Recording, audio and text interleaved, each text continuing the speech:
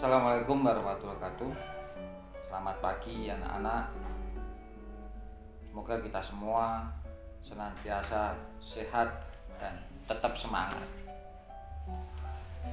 Ya, ketemu lagi dengan saya pada pertemuan kali ini. Kita akan membahas atau melanjutkan materi dari pertemuan kemarin. Kalau pertemuan kemarin kita sudah membahas tentang pengertian perubahan sosial dan penyebab-penyebabnya, dan kalian sudah memahami itu. Sekarang kita akan lanjutkan tentang faktor-faktor penyebab perubahan sosial, baik itu faktor dari dalam maupun faktor dari luar. Dari pertemuan ini diharapkan kalian nanti mampu mengetahui, mampu memahami tentang faktor-faktor penyebab perubahan sosial, sehingga kalian bisa membuat sebuah contoh atau mengetahui, oh ini ternyata contoh dari faktor penyebab dari dalam, oh ini adalah faktor penyebab dari luar. Oleh karena itu, mari kita akan bahas satu persatu tentang faktor-faktor perubahan sosial. Faktor perubahan sosial pada dasarnya ada dua, yaitu faktor dari dalam atau sering disebut dengan faktor internal, dan faktor dari luar, faktor eksternal. Yang pertama adalah faktor dari dalam, faktor internal. Berarti faktor ini yang menyebabkan perubahan adalah dari anggota masyarakatnya sendiri. Ada 4 yang termasuk faktor dari dalam. Yang pertama adalah jumlah penduduk. Ini bisa bertambah atau berkurang ketika masyarakat, anggota masyarakatnya bertambah atau berkurang, akan menjadi faktor penyebab terjadinya perubahan dalam masyarakat itu sendiri. Salah satu contoh, ketika dulu anggota masyarakatnya jumlah penduduknya sedikit, sehingga nilai maupun norma yang berlaku tidak begitu rumit. Contohnya adalah masalah kepemilikan tanah, tidak diatur secara detail. Ya, karena tanahnya masih luas, penduduknya sedikit, akhirnya mereka bikin rumah atau mengklaim tanah itu miliknya. Tapi seiring dengan perkembangan zaman dan seiring perkembangan jumlah penduduk yang semakin banyak, maka akan lahir atau melahirkan norma atau aturan tentang kepemilikan tanah. Karena tanahnya menjadi sedikit dan jumlah manusianya banyak. Atau mungkin karena berkurang jumlah penduduk, sehingga menyebabkan yang penduduk dulu banyak menjadi sedikit. Ada kekosongan dalam beberapa tempat, sehingga ini akan menjadikan terjadinya suatu perubahan. Ini faktor dari dalam yang pertama. Terus yang kedua, karena adanya penemuan baru. Ada penemuan baru. Karena pada dasarnya manusia itu tidak puas, ingin memperbaiki atau ingin memudahkan memenuhi kebutuhan hidupnya. Karena mereka punya akal, akhirnya mereka berpikir, berusaha, sehingga menciptakan sesuatu. Nah, menemukan sesuatu, diciptakan, diaplikasikan di masyarakat, dan akhirnya diterima. Dan ini menyebabkan terjadinya suatu perubahan sosial, karena akan mengubah suatu sistem sosial, merubah suatu pola interaksi.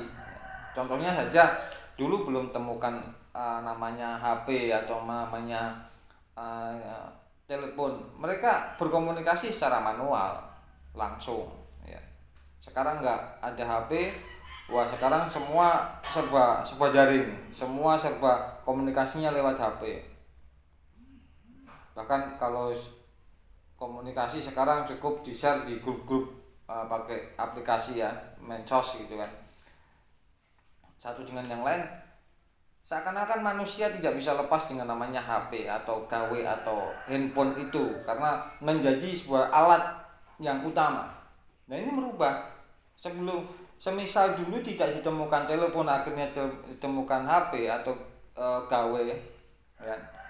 Mereka mungkin pola interaksinya sama seperti itu, tapi berhubung ditemukan ada HP, penemuan HP dirasa lebih mudah untuk memenuhi kebutuhan hidupnya dalam hal berinteraksi, dalam hal berkomunikasi, akhirnya terjadi perubahan sosial. Itu karena adanya penemuan baru. Terus yang ketiga, karena adanya konflik. Tidak ada namanya manusia tidak pernah konflik. Pasti semuanya pernah terjadi konflik di masyarakat, apalagi orang banyak. Konflik ini bisa antar individu dengan kelompok atau kelompok dengan kelompok, karena disebabkan oleh macam-macam, bisa karena kepentingan yang berbeda, karena ada latar belakang yang berbeda, atau karena adanya suatu antar individu gitu. Konflik di antara anggota masyarakat ini juga akan menyebabkan terjadinya suatu perubahan yang dulunya akur, tentram, ya, tidak berubahnya aturan. Karena ada konflik, akhirnya terjadi suatu memunculkan sebuah aturan untuk menata, untuk melakukan suatu pengendalian, biar keadaan situasi masyarakatnya kembali kepada sebelum konflik. Ada tindakan bahasa itu represif. Ada aturan yang baru yang harus dipatuhi, ada nilai yang baru karena ada konflik itu. Terus yang keempat itu karena adanya pemberontakan.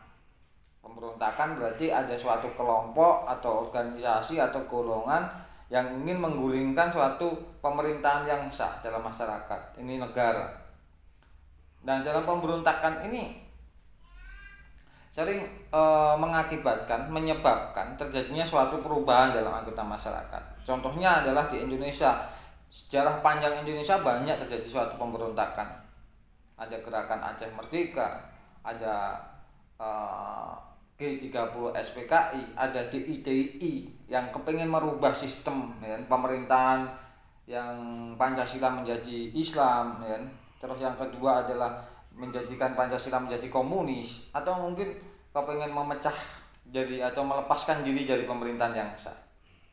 Karena adanya pemberontakan itu menyebabkan terjadinya suatu perubahan. Ini sebenarnya ada hubungannya dengan konflik, tapi konflik yang lebih besar. Berarti itu 4 hal itu. Kalau kita berbicara masalah faktor penyebab perubahan sosial dari dalam masyarakat, yang itu pertama adalah tadi jumlah penduduk, yang kedua adalah penemuan baru, dan ketiga adalah konflik atau pertentangan, dan yang keempat adalah pemberontakan. Selain dari dalam, ada dari luar sana kan. Berarti faktor eksternal, faktor yang menyebabkan terjadinya perubahan bukan dari anggota masyarakatnya sendiri. Tadi dari mana? Dari luar. Di luar anggota masyarakat, di luar masyarakat. Apa saja? Ada 3. Yang pertama karena adanya lingkungan fisik, ya, alam. Lingkungan alam contohnya adalah terjadi bencana alam, gunung meletus. Itu kan gunung meletus itu tidak bisa direncanakan oleh anggota masyarakat dan tidak bisa diciptakan oleh anggota masyarakat. Namanya bencana alam, di luar kemampuan manusia, di luar kemampuan anggota masyarakat.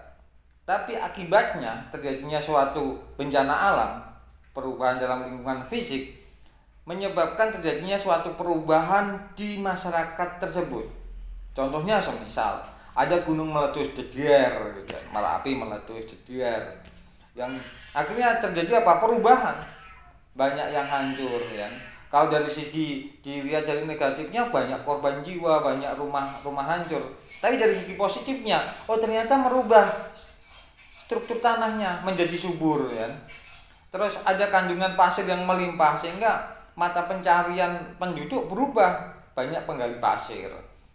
Yang dulunya pertaniannya tidak begitu berhasil karena habis gunung meletus, menjadi berhasil banyak karena tanahnya menjadi subur, menjadi suatu perubahan. Terus yang kedua apa? Yang kedua karena adanya peperangan. Kalau peperangan itu berarti peperangan antar negara. Berarti masyarakat dengan masyarakat lain. Negara satu dengan negara lain. Artinya masyarakat lebih luas ya. Di sini adalah negara.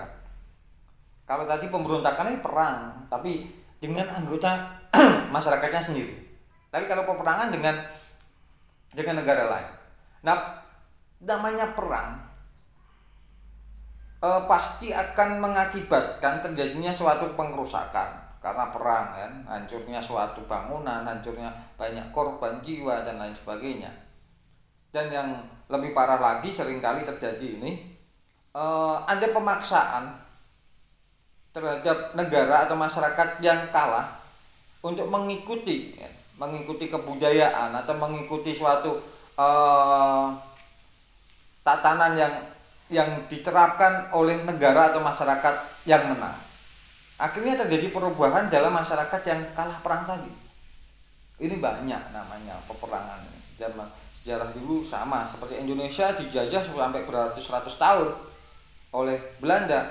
Makanya nggak salah kalau orang Indonesia kadang itu ke barat-baratan ya, sok Eropa gitu kan. Kenapa? Karena memang kita beratus-ratus tahun itu dijajah, didoktrin oleh budaya-budaya barat.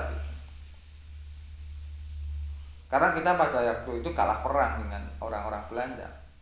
Terus yang ketiga ini yang terakhir, karena pengaruh kebudayaan lain, hubungan dengan kebudayaan luar. Ini apalagi di era globalisasi seperti ini, tidak ada batasan-batasan, seakan tidak ada batas, hanya batas secara geografis saja. Tapi dalam berinteraksi tidak ada batasan ruang dan waktu, nggak ada. Kebudayaan dari mana saja, dari luar sana, di negara-negara luar, baik itu Eropa maupun Asia atau mungkin Timur Tengah, itu bisa masuk ke Indonesia, ke masyarakat kita. Melalui apa? Melalui komunikasi, melalui teknologi. Nah, masuknya budaya-budaya ini akhirnya menyebabkan terjadinya suatu perubahan. Yang menjadi celaka adalah ketika kita tidak menjadi anggota masyarakat yang cerdas. Kita tidak punya filter untuk menerima kebudayaan-kebudayaan yang tidak mungkin kita tolak, kita bendung, tapi minimal kita bisa memilah dan memilih, memfilter mana yang sesuai dengan kebudayaan kita. Contohnya semisal namanya kebudayaan Eropa. Kalau dulu ada istilah westernisasi, kebarat-baratan. Di era 80-an atau 90-an, masyarakat seakan-akan kayak orang Eropa lah, ngomong ke Inggris gitu kan, asal British gitu ya. Sampai dajanan, pakaian, kan, rambut dicat dan cara berkomunikasi kebarat-baratan. Karena pada saat itu mereka banyak berinteraksi dengan kebudayaan barat. Nah, sekarang tambah lagi ke Arab-Araban. Nah, ini banyak budaya Arab. Bahkan saya tidak menyinggung agama ya, karena ini ranah yang berbeda antara agama dan kebudayaan. Jangan salah kaprah, kita jangan salah paham. Ketika kebudayaan itu disamakan dengan agama, malah memperkecilkan agama. Tapi ini yang terjadi. Semisal kebudayaan Arab masuk ke Indonesia, wah, kita banyak di antara masyarakat kita yang sampai berpakaian seperti orang Arab gitu kan, berpakaian, berpola perilaku kan, pola perilaku seperti orang Arab, padahal atau berpola perilaku seperti orang Amerika atau orang Cina kan, orang Eropa gitu. Yang perlu kita sadari adalah setiap kebudayaan itu menyesuaikan pergaulan anggota masyarakatnya. Di sana mungkin cocok, tapi di sini belum tentu cocok. Contohnya adalah kita melihat contoh kecil hewan. Hewan yang terlahir di Indonesia beda dengan hewan yang terlahir di Eropa. Kucing. Nah, kucing itu terlahir di Indonesia pasti bulunya kan tipis-tipis gitu kan. Tapi kalau kucing dari Eropa bulunya tebel. Kenapa? Karena dipengaruhi oleh suhu secara geografis. Itu salah satu contoh. Makanya kita harus menjadi orang yang cerdas ketika kebudayaan luar ini tidak bisa ditolak, dibendung masuk ke masyarakat kita. Langkah kita adalah membuat sebuah filter. Sehingga apa? Kita bisa menyerap, mengambil yang baik, yang cocok buat kita, sehingga terjadi suatu perubahan yang positif, perubahan yang progres, perubahan yang ke arah kemajuan dalam ilmu pengetahuan, dalam teknologi atau dalam apa saja lah.